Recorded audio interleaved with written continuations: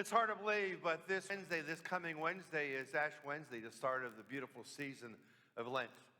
And the masses for Ash Wednesday that we'll have are as follows, if you just look.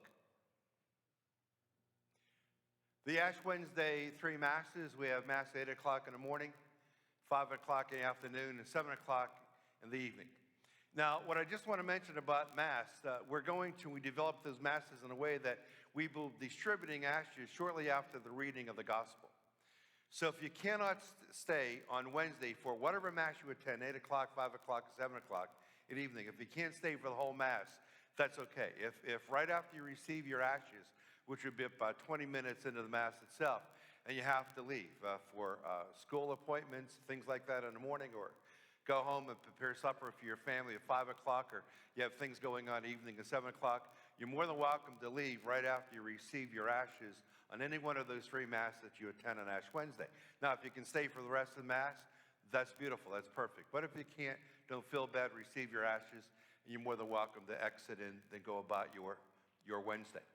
Also, what's going to happen on Wednesday was mentioned at the very beginning of the Mass and announcements. We're going to have exposition of the Blessed Sacrament all day long on Wednesday. The Blessed Sacrament will be exposed right after the 8 o'clock Mass Wednesday morning. From that point to 5 o'clock, the Blessed Sacrament will remain here in church exposed.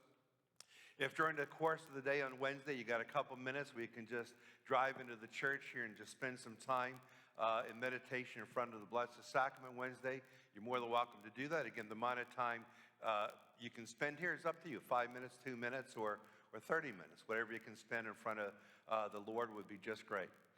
The Blessed Sacrament will be put away during the 5 o'clock Mass and 7 o'clock Mass, but it will be exposed again between the 5 o'clock and 7 o'clock Mass, and it will be exposed from after the 7 o'clock Mass until 9 o'clock at night. So if you can avail yourself to that, that would be great.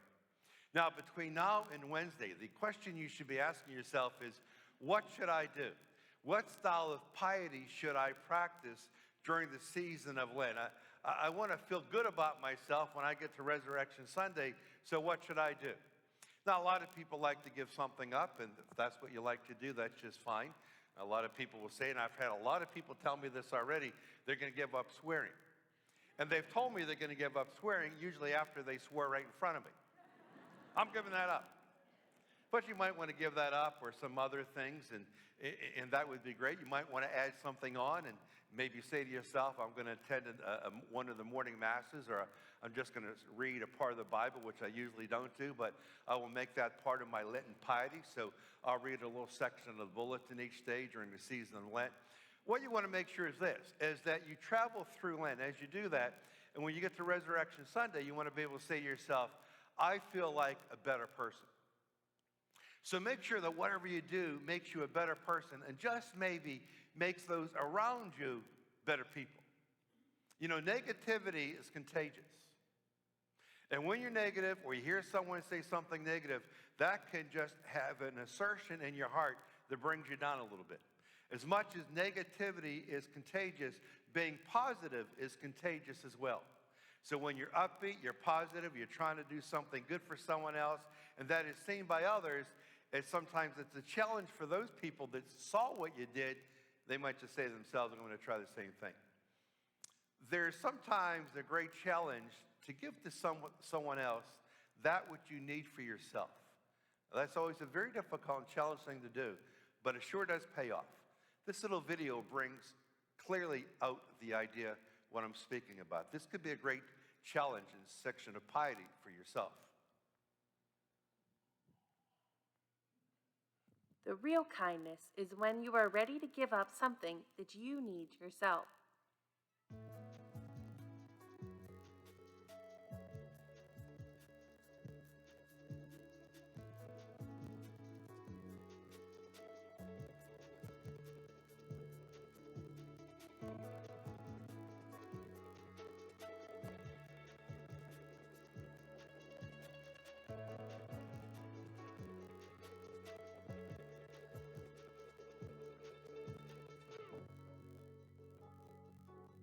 Sir, please sit down. Thank you, dear, but my ticket is without a seat. I'll stand. My ticket is also without a seat. I'm younger. I have more energy and strength to stand. It would be nice if whoever has the seat didn't come here.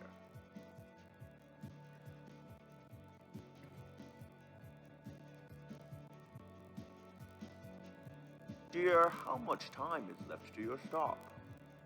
I have 5 more hours to go. Not that much. Wow! If you get tired, please tell me. Don't worry about me, sir.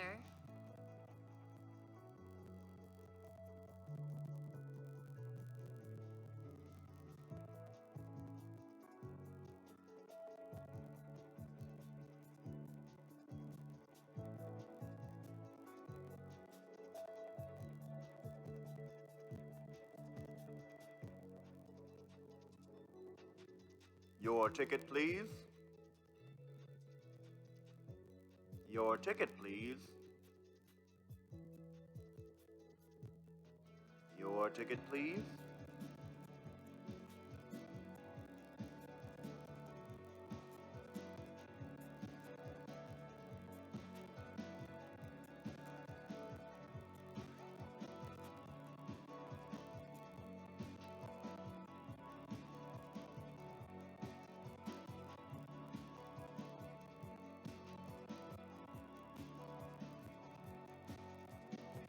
You are very kind. There's a free seat in the car before this one. You still have a lot to go. Let me take you there.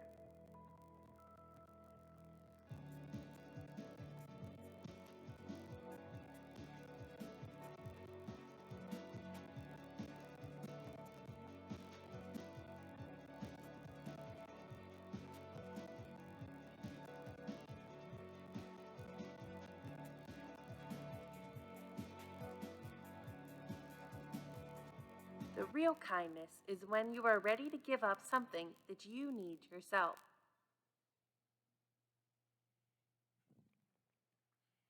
And in many ways, that becomes the challenge of Lent. The real kindness is when you are ready to give up something that you need yourself. So between now and Wednesday, ask yourself the question, what special thing should I do this Lent? Give something up? Add something on? Or give someone something that they need and I need as well? That clearly would be a true gift of total sacrifice. That's up to you. Whatever you do for Lent, hopefully you do something.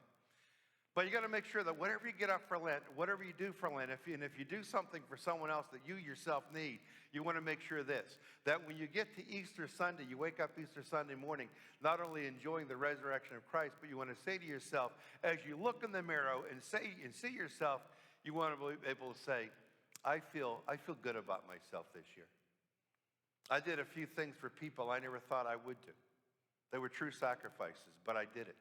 And I feel good.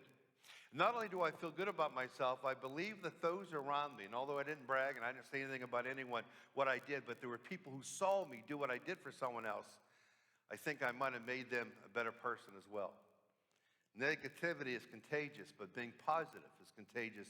And doing nice things for other people, that is also contagious. We learn by example, and hopefully you'll be able to do something for someone else that you yourself need. And I think if that happens, you'll be a better person.